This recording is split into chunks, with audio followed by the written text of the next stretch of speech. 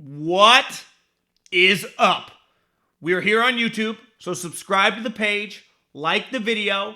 Used to be on Periscope. Now we've moved over, just one platform to another platform.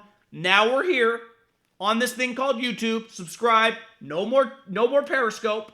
So this is where we're at. If you like the Periscope show, need to come over, subscribe to the page, tell your friends, organically, reach, grassroots, all those things will just grow slowly but surely. We're going to do what we've been doing on the Periscope show, though the same thing is here.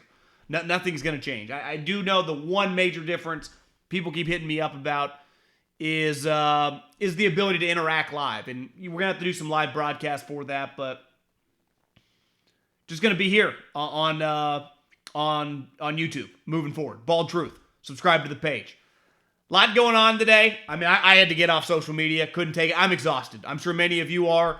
One of the worst stretches. I think the worst stretch from the middle of March to moving forward to this day of my lifetime. I can't take it anymore. It's just fucking exhausting. I don't do radicals. Left, right, I don't do radicals. And thank God there's some football going on, because that's what I'm going to talk about today. For the love of God. A lot going on in the NFL. There really is. Another Patriot guy. Some shady shit happened with the Houston Texans, clearly. Jack Easterby, I talked about on the 3 and Out podcast that I don't like, I feel uncomfortable, and I'm not a religious guy. I do not go to church. But when I see and read some of these stories and hear some of these stories about the preacher, rolling up in a Range Rover in the $100,000 car, that always, I thought that's not his job. I thought he's not into it for the money. But like most humans, the moment you get a little taste of money, you get a little taste of power, it's fucking nice. And I think Jack Easterby went from being a preacher a decade ago to trying to run NFL organizations. And clearly, he started off as like this guy mentoring human beings to kind of making power plays in the league. And it's human nature. People always want more power. People always want more cash. He's not the first and he won't be the last. So basically the Texans were kind of the Patriots before this whole upheaval. They had Bill O'Brien, who attempted to run a Patriot-type organization.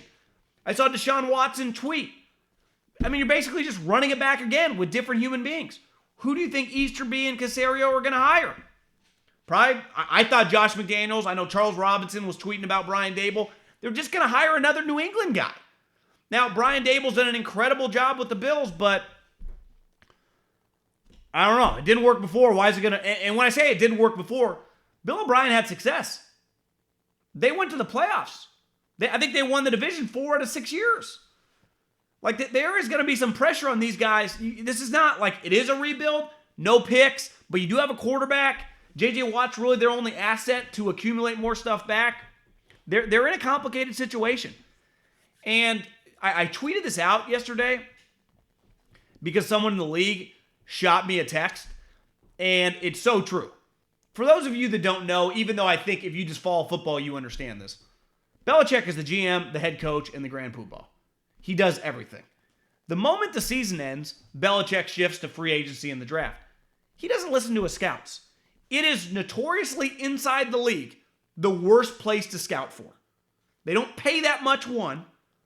And 2, they don't give a fuck what you say or think. Belichick makes these decisions for himself. It's why when you look historically on his guys that have left him, Bob Quinn. Now, I know John Robinson. John Robinson is good. To me, John Robinson doesn't remind me of your typical Belichick guy. Bob Quinn does. Bob Quinn was arguably the worst general manager in the league in Detroit. It was a clown show, him and Patricia. An absolute joke. Scott Pioli, who was at the time the most famous Belichick, GM, everyone had tried to hire him forever, finally got the job in Kansas City, and what happened? He's leaving Snicker bars at the bottom of the stairs. Just a train wreck. Absolutely awful. Caserio has turned down everyone and their mother for the last decade, and now he takes this job, and this job's really hard. I don't know, man. I just don't see it. I've been told by people in the league, their owner has no clue what's going on. It's McNair's kid. It's why he leans on Easterby, the preacher character, who, is working his channels in the media trying to act like he's not doing anything. I'm told that's BS.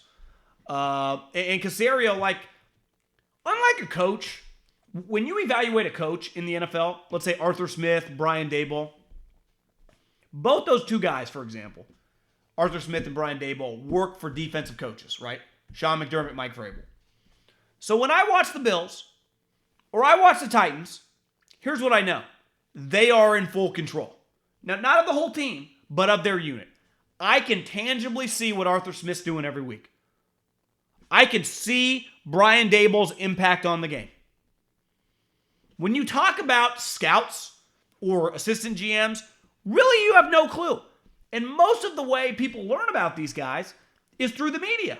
And I don't think most people realize this, a lot of media members now share agents with these human beings. So they prop them up. Why? You want a guy to become a GM. Not because you give a flying fuck if he's going to do a good job, if he's going to pick the right players, if he's even good at his job, because then you have a source. Then you know a guy in the league. And the more and more GMs that place that you know or share agents with, the more information for you. And I think that's an undercurrent that never gets discussed. These people in the media don't know anything. It's why I don't pretend when I see the Colts dude that's bald, Fitterer from Seattle. I don't know any of these guys. Are they good? They might be. I got no clue. But when we talk about coaches, I don't need to know you to make a judgment on your ability. Your team, it speaks every Sunday if you're a good coach or not. And the players on your team, even though you didn't pick them, I don't know which scouts had any impact on that. That's why the GM gets the credit or he gets all the blame. And consistently in New England, a place where Belichick does everything. They were also notorious for this in New England, having the least amount of people in the draft room. So you could be the assistant college scouting director. You didn't know what was going on in there. And the other thing with the Patriots the last 3 or 4 years, when Bob Quinn was there, and definitely when Casario's been there and taken a bigger role once he left and John Robinson left and all these guys left, they've drafted really, really poorly. But in fairness to Casario, I might say this. Belichick's the one doing it all. And Belichick's a pretty hit or miss drafter. So is it even his fault? Probably not. But I'm hiring a guy, I don't even know what the fuck he does. And he's a super stiff, super tight. He's like a skinny keto version of Belichick. You see he's got the great jawline. You know, I'm sure he watches a bunch of tape for 8 hours or 18 hours a day. And I don't know. Does he have a personality? Being a general manager is more than just sitting fucking watching tape. I've seen a lot of guys like that. They fail. You got to be able to run and lead men. You got to be able to interact with the coach. And it's Casario, he can interact with Belichick. Of course, Belichick tells him everything to do. How about when you're actually a partner? I don't know, man. The Texans, first off, they hire the Corn Ferry, the search agency, probably pay them $100,000 to $200,000 for a list of candidates, and then they hire a guy that wasn't on that list. So I think that specifically shows you that the preacher man, bald Jack Easterby, has the owner's ear and got this guy. Now, Casario's a really good candidate on paper, right? He's worked for the Patriots forever, won championships, knows what it's like. You have no clue what he's done. Not fucking anything. At least when I evaluated their coaches, look back at when Patricia was the defensive coordinator. Their defenses weren't that good. Look at the 1 year Flores was their defensive coordinator. Their defense was awesome. At least with Josh McDaniels, I know he can run an offense. I know Belichick's not calling the offensive plays. Josh is. So I think we get this hype on guys. You have no clue. You just do not know. I knew the guys that I had worked with, whether it's Veach, Louis Riddick, Grigson, Howie. I can give takes on all these guys. Because I've been around them. I saw them work. Phil Savage, when I worked with him, then he went to go work for the Senior Bowl. Daniel Jeremiah, I had a good feel for these guys. I can speak on them pretty well. But I can't speak to other scouts that I don't know, that I've never met. Even guys that I know. I know Adam Peters is good, right? I've seen his work. I've seen the people talk about him. I've met him, and I know him. And he's a nice guy, great guy. But I've never worked with him. So I pump him up. He should be a GM. Hell, he probably should be the Niners GM. But I've never seen a scouting report from him. Now, I've talked players and stuff with him. But there are so many people in the media that put these guys these general manager candidates on pedestals that don't know anything about him. Don't know a player they've ever evaluated. Because if you're not the decision maker, ultimately it's not your choice. And you don't get credit or the blame for it. And that's just the way it works. So, I don't know. I would probably, the one reason I wouldn't completely short the Texans is because they have a quarterback. Now, they don't have picks. Are they going to try to recreate this New England culture?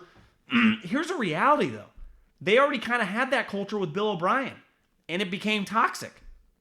So are they just going to recreate it a little differently, but still have many of the same undertones of the philosophies in which they did in New England, which Bill O'Brien brought? I don't see it, man. I don't see it. The other story I think we talked about a little bit yesterday is that it's insane. Now, part of it, we've become numb. I think we've just become numb to everything. Protests, fucking Corona, and when it comes to sports, guys being out, we're just like, yeah, it's part of the deal, which sucks. I hate normalizing this stuff, but it's just our life. It's just the world and the cards we've been dealt right now. Kevin Stefanski can't coach in the playoff game, and it's like, yeah, it's just the rules. That's fucking pretty nuts. This team hasn't made the playoffs in, 18 years. They easily have the best coach over that period of time. Leads them to 11 wins, is a fantastic offensive coach. It's like, oh yeah, Kevin Stefanski's out. Stefanski can't coach him in the playoff game. And it's kind of crazy, but it's really not because we've seen it happening nonstop. Happens all the time. Now, it gets back to my original point from months ago that this is not normal sports. It's not normal basketball. It wasn't normal baseball. It's not going to be a normal Super Bowl or playoffs or season. That doesn't mean that the Lakers weren't the best team. That doesn't mean that the Dodgers weren't the best team. That doesn't mean if the Chiefs win the Super Bowl, they weren't the best team. All those teams were the favorites. Before Corona, we thought Corona was a beer. That doesn't change the fact that, as Belichick said, this year's fucked. You're losing players left and right on a weekly basis. This is not normal. You're losing your head coach. So my only thought on this Browns-Steelers game is that a loss for Mike Tomlin, when they do not have their head coach, would be the worst loss of his career. Especially the list I saw, offensive line coach, wide receiver coach, the amount of coaches that are out, including their offensive play caller / head coach, would be the worst loss of his career. I don't even think there'd be a close second. It would be hard to shake. Wait, yeah, you lost to the Browns in the playoffs? Where if everything was normal, it's like they were an 11-win team, they were actually pretty good, wouldn't be that crazy. But when you read the description, Mike Tomlin lost to the Browns in the playoffs when half their coaching staff was out, including their head coach who was their offensive coordinator. I don't think you shake that. I've defended Tomlin when he's lost to Belichick. Everyone lost to Belichick. Belichick had no rivals. He owned everybody. Owned the Colts, owned the Steelers, beat the Chiefs. Who was dominated his division? Who was beating him? Maybe Peyton Manning a couple times. That was it. So I never hold it against Mike Tomlin for losing to Belichick in these playoff games. I even somewhat give him a pass for the one Jacksonville game. That Jacksonville team was a super talented team. They started slow, they just lost. Sometimes you lose. He's not the first home team back when we had 1 and 2 seeds to lose in that second round. He won't be the last. But you can't lose to a team without their head coach / play caller. That cannot happen. And the only reason the Browns are good, the players did not change. The head coach changed. They went from Hugh Jackson, to Freddie Kitchens, to Stefanski. That happened at Shermer's and Chazinski's and just all the clowns. They were just awful to this guy who is fantastic, and he's gone. You got to win the game. I don't care if Roethlisberger's 50 years old. I don't care if Juju's TikToking. I don't care who's playing on defense. You cannot lose to a team who's been historically terrible and now is not terrible strictly because of one guy who's probably going to be the coach of the year when he's not there and he's at home. And he can't have anything to do with the game. It's why when I think it was the Iron Bowl that Nick Saban actually had to meet or miss, I understood them losing to Sark, right? The offense was humming. Saban's not the defensive coordinator. The program, he's on a decade plus of just racking up national championships, racking up recruiting classes, racking up his just organization, the process, the product, what's expected of you. They probably would have beat any team except like 5, right? Without Nick Saban. I'm not putting the Browns in that category. Mike Tomlin can't lose this game. I thought I'd just jump into a couple games on Saturday. Just some initial thoughts. I do feel the Colts game is going to be closer than people think. I would imagine by the time the end of the week comes around, recording this Wednesday by like Friday, and the statistics come out of who's betting where, then a lot of people are going to be betting on the Bills, and the Bills are going to be one of those heavy public teams. I like the Colts to keep this game close. Plus 6.5. Just look at the Colts season. They play in a lot of close games. Excellent defense, excellent run game. Jonathan Taylor's been good. Now, Rivers a wild card. I don't think they're going to win, but it would not. They're the best 7 seed in NFL history. Now, granted, there's never been a 7 seed before this year, but if this version of the Indianapolis Colts is 7 seed, that's a really good 7 seed. Top flight defense, defensive player of the year type guy in DeForest Buckner, excellent young offensive guys, good offensive line, a veteran quarterback, a coach who's been part of Super Bowl champion just a couple years ago. I like the Colts plus 6.5. The next game, the Rams should not be able to stay close with John Wolford. I know he was good against the Cardinals. That's Cliff Kingsbury. That's Vance Joseph. That's losers. You're playing Seattle, who clearly is off. Like, Russell's off. We'll see if, Jamal Adams is going to be a game time decision. I don't know, man. I don't know how I wouldn't bet Seattle minus 3.5 if I was going to bet on this game. I wouldn't bet this game. This game's it could get weird. John Wolford, Seattle's been just off. But I have a hard time seeing the Rams keep it close. If Sean McVay were to win this game, it'd be the best playoff win of his career. It'd be better than when he beat the Saints to go to the Super Bowl. Given that he won a game in the playoffs with your backup quarterback, it doesn't get any better than that. That's as good as you can do in the National Football League. When you're a top team and you beat another top team in a NFC Championship game, that's an incredible win. It's a great thing to have on your resume. When you are an underdog with a backup quarterback against a team that has owned your division for the last decade, you should not win. Against a Hall of Fame quarterback and a Hall of Fame coach, this would be the best win of Sean McVay's career. Honestly, the NFC Championship would obviously be second. I think there's a wide gap. Because you beat the Saints straight up, and let's face it, the Saints have been to one Super Bowl. They're a really good team, but a lot of regular season wins, not much show in the playoffs. And that was a good win. I'm not trying to diminish that win. But this, with John Wolford from the AAF, John Wolford, you're going to go in and beat Seattle? I don't care if there's no fans. It'd be incredible. And then the final game, we'll just be drinking and not even paying attention by halftime. This has got Tampa Bay blowout written all over it. AB's coming on. Godwin's a baller. TB12 just threw for 44 touchdowns, 43 touchdowns? Second most in his career? That just happened. Someone hit me up the other day and said, do you think Brady's season is underrated?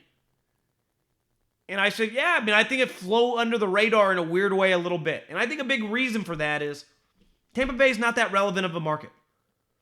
The SEC is a much bigger deal than any NFL team in the South. The Saints have become a really big deal, but to me, the number one team in Louisiana is still LSU.